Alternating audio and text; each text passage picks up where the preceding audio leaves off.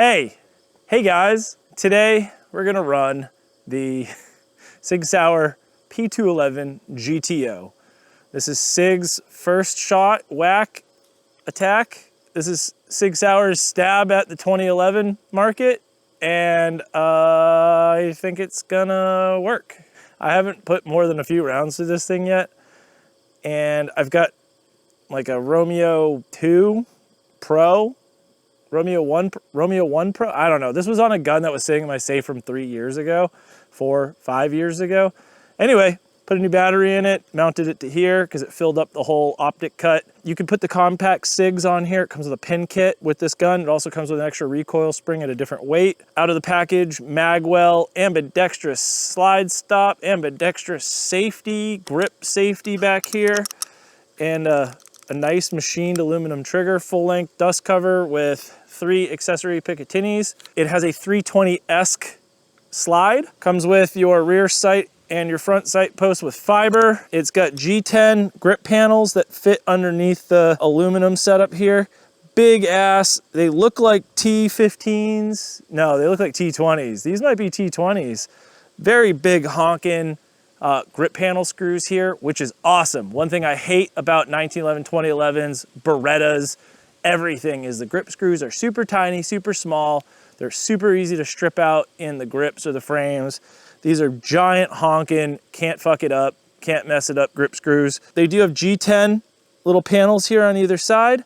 I'm sure someone like Lock Grips will come out with a brass insert here to increase the weight, maybe a brass backstrap here to add some ass to the gun. But the gun feels really balanced. This is like out of the box, a super balanced pistol, unlike its competitor Staccato XC.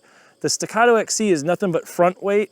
It has a very lightweight aluminum magwell, that injection molded grip assembly. It comes with a garbage, looks like it came out of a gumball machine, plastic trigger. Staccato XCs really shine when you put a stainless steel Chile grip on it and an Atlas adjustable length of pull trigger. That's my favorite trigger, was the Atlas adjustable length of pull trigger, because I wanted, you can see how big this trigger guard is here. Greatly prefer to have my trigger a little bit more forward on 2011s, just because I've got bigger mitts and I like to have a more natural length of pull for myself. So that would be my one constructive criticism out of the box. This is not an adjustable length of pull trigger. So hopefully ones come out on the market afterwards. The way to set your travel here is actually quite smart inside. Big scalloped magazine release location, big magwell. Very aggressive rib caging on the front. It does have a removable compensator. It's not machined into it. It has a set screw here that comes across.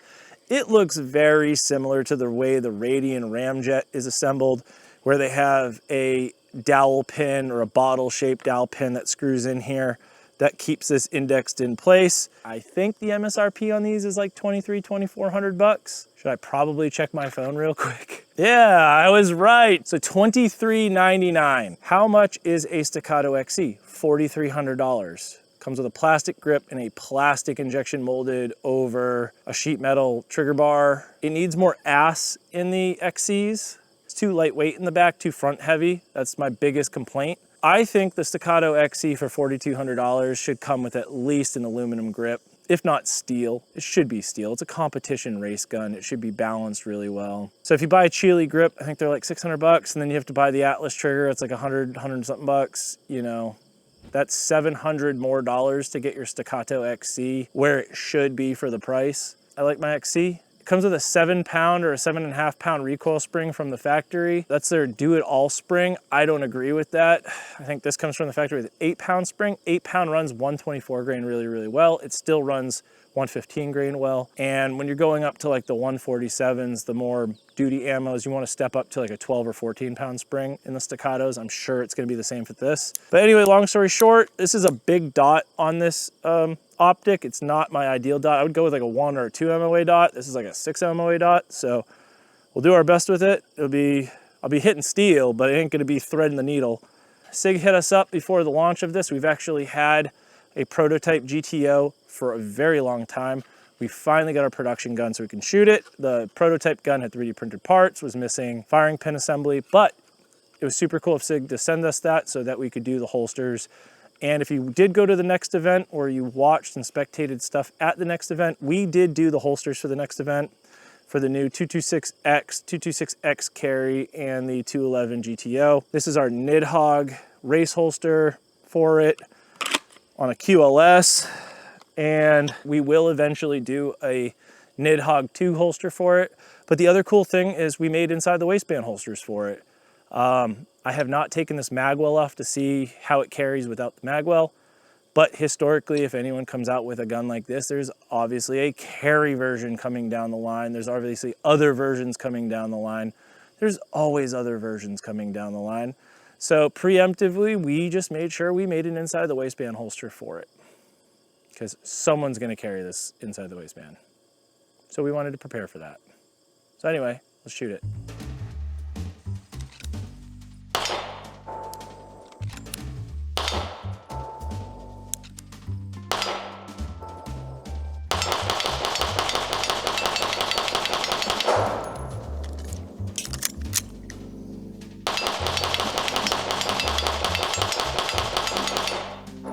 You're definitely gonna need slow-mo with this, dude.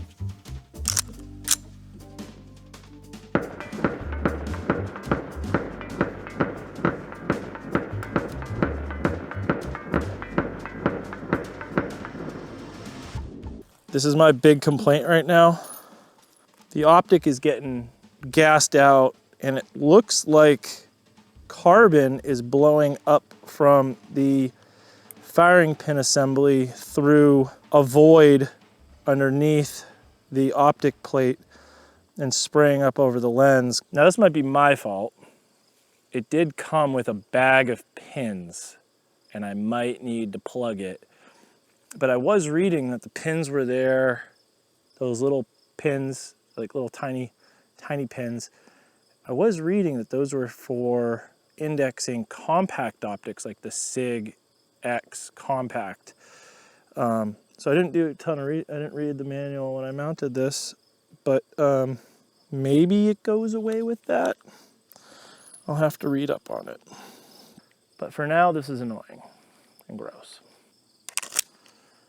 Takes 320 mags. So if you have your 320 mags on hand, you don't need anything special. One big complaint about 2011s is a lot of these Staccato mags, Atlas mags, they are quite expensive, $70 through $100. SIG mags are quite affordable. So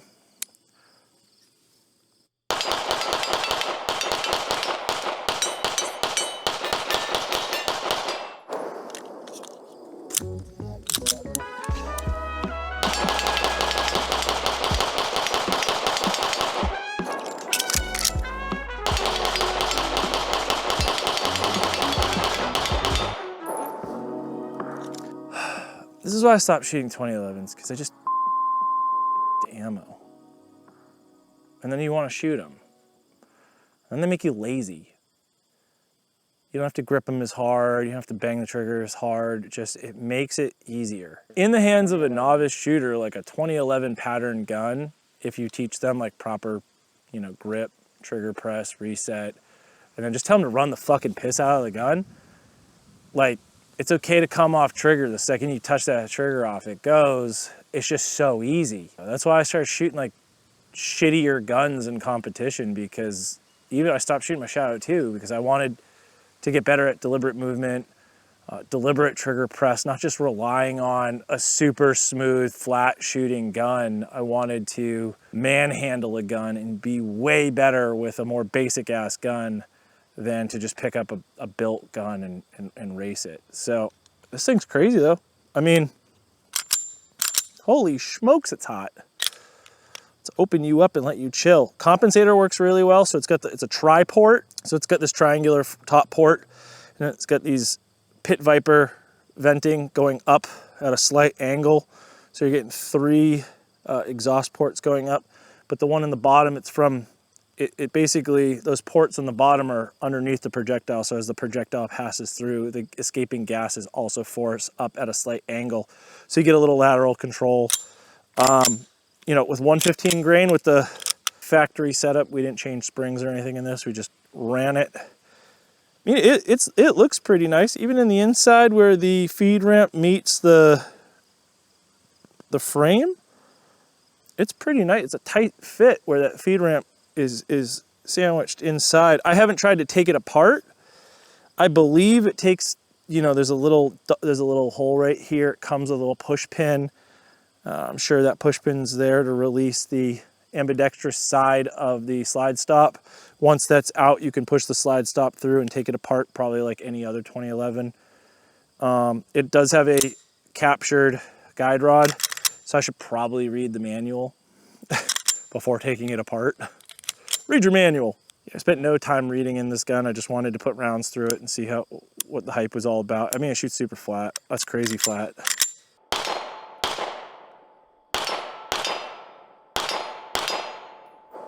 Sorry, I'm just making room. I was trimming the bush.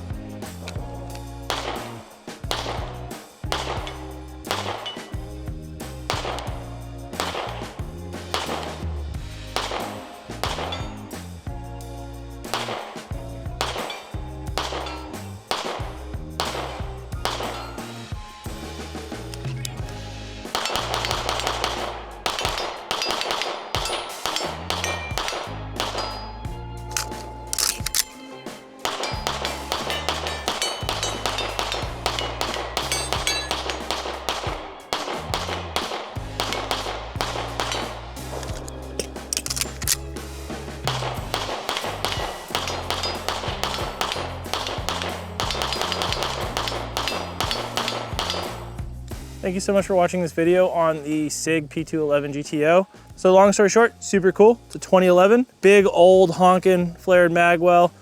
A really nice, I like the blending that they did on the grip safety. It feels really nice in the hand. That magwell forces my hand up. The mag release is easy to get to. Support side dropping slide stop is mega easy. Fully ambidextrous, other than, you know, the mag release, you gotta flip sides. I wish it had an adjustable length of pull trigger. It does not. It's not a big deal. I mean, the wear and tear around the muzzle looks great. I remember my Staccato XC, it took about 700 rounds to break in. I was having so many, like, super weak extraction, weak slide return. I had to go and buy more springs for it. I put a 8-pound spring in there just to give a better return. And I switched to 124 grain with an 8-pound spring, and all my problems went away. Plus it broke in at that point. So far we haven't had one single malfunction. A rainbow of brass coming out of the ejection port. Very consistent ejection. Feels great, shoots great, super flat. It comes with 3 magazines. And holy fudge, you're hot. It comes with 3 magazines and an Optic plug kit. I mean, for the value at $2,300, this thing is going to destroy the 2011 market. You know, locked to the rear, it's a very, very tight fit to the frame to slide. I mean, there's a tiny bit of movement, but it's like probably 1/4 of a degree. It's so tight. It's definitely locked to the rear, tighter than my Staccato XC out of the box in terms of how tight it is fit to the rails. Yeah, I mean, for $2,300 is a ton of value here. I am not the craziest about the gases blowing right up the front of my Optic. I'm gonna have to figure out that. Maybe there's a sealing plate. Even though it has a plate, it's still gassing right up the Optic. But I mean, other than that, for what SIG brought to the table for $23.99, that's a lot of value. You know, we've shot a bunch of 2011s here. Good 2011s sit $3,500 to $5,500, and this coming in at $23.99 has a ton of value. If you're trying to get into the 2011 market and can't quite squeeze the pennies together to purchase a high-end 2011, this might be the route for you. I mean, the blending between the grip safety and the frame is super nice. It's a very detail-oriented pistol. It's got 2 nice big ledges on either side of the trigger, which kind of grabs your finger and kind of keeps it in place for where you want it, where you want that trigger press. yeah, feel free to like, comment, subscribe. We appreciate it. And tell us what other guns you'd like us to review in the channel.